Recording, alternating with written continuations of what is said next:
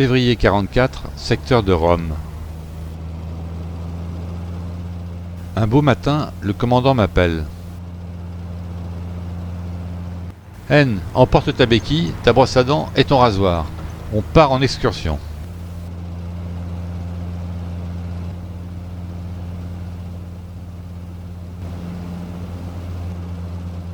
Nous voilà sur la route Viterbo-Rome.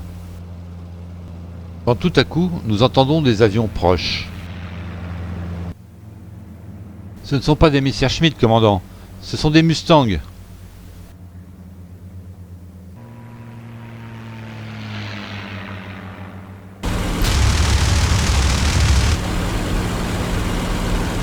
Nous quittons la route pour nous abriter. Quel culot! En plein jour, ils se baladent dans nos lignes en toute impunité.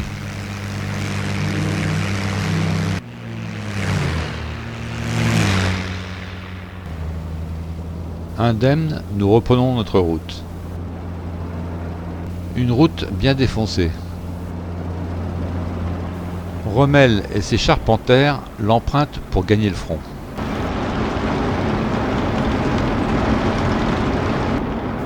Ils viennent de France par la route, car la plupart des gares ont été détruites.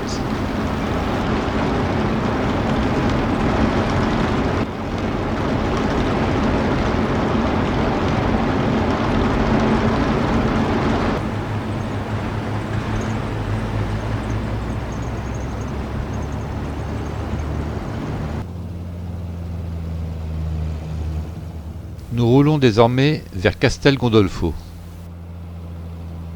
En pleine campagne, l'état-major s'est construit un abri. C'est là que mon commandant m'amène, en tant qu'officier de contrôle, le temps que je sois capable de repiloter. Je suis chargé de diriger la chasse allemande, engagée au-dessus du front. Et ce rôle ne m'enchante guère.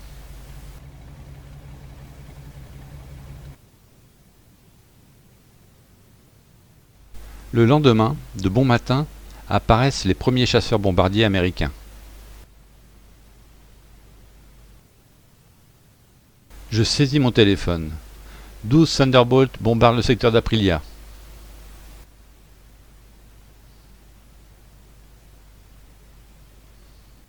Fin de l'attaque, 8h30.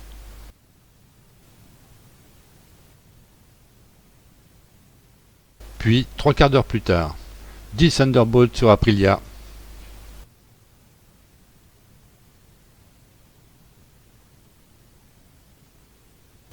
Fin du bombardement, 9h15.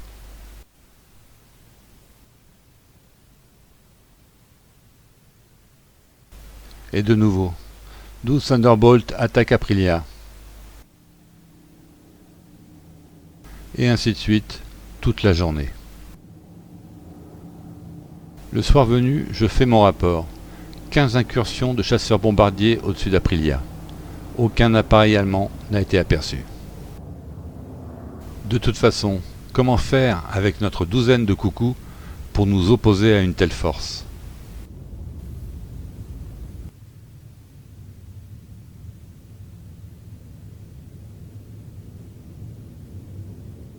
Le second jour se déroule comme le premier. Sauf qu'après le coucher du soleil, des bombardiers pilonnent nos voies de ravitaillement.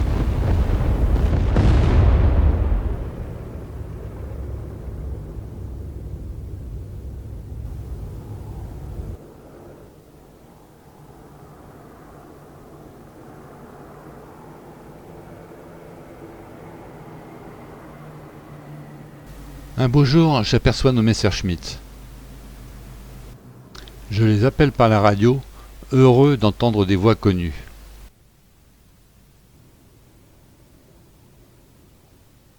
Je scrute nerveusement le ciel.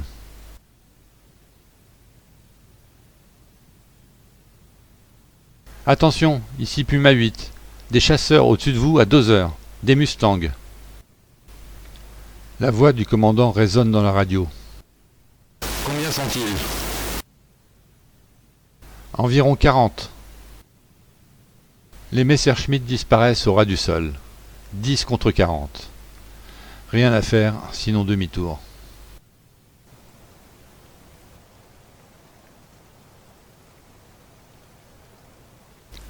Puis vint le grand jour de l'opération Kümmel. Le 17 février, nos panzers passent à l'attaque. Par petits groupes, ils progressent vers Nettuno.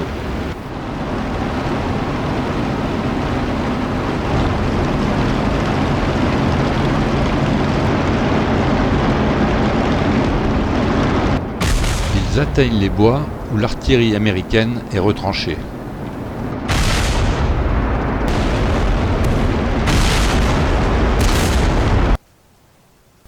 Malheureusement, le sol est détrempé et nos blindés peinent à progresser.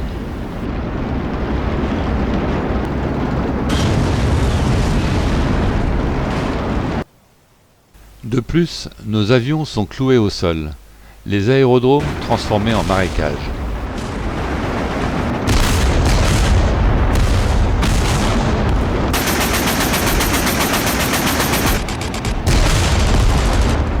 Finalement, notre progression est stoppée.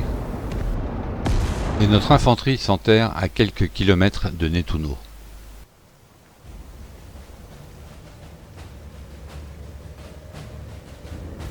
Puis la contre-attaque survint. D'abord par les airs. Apparemment, les avions américains n'avaient pas de mal à décoller. Il y avait une chose que nous ne soupçonnions pas. Les Américains avaient des pistes composées de grilles d'acier perforées. Et la région d'Aprilia devint l'antichambre de l'enfer.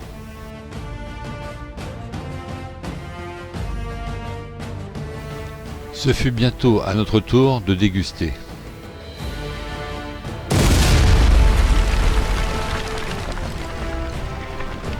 Les obus de 28 commencèrent à pleuvoir sur notre position.